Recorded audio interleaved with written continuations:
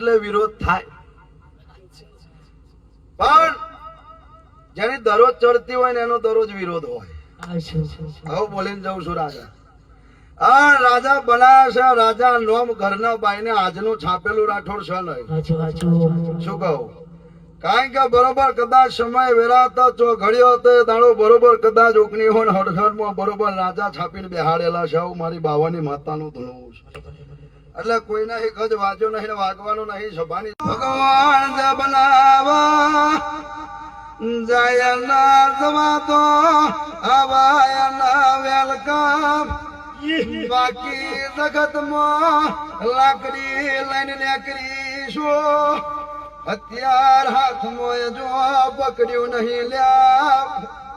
પણ જે દાડો તમારા ઉદિયાવાય દાડો આગમું હથિયાર બની જાઓ. ભર બજાડા હરારા ન્યાય લેનાવું એ માતા ધણું છો.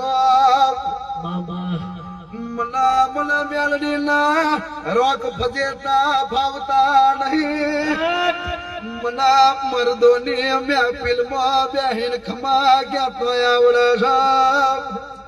હું કોઈ દાડો બંધભાઈ ના હરારા રાજા જીગા ધૂણતી નહીં.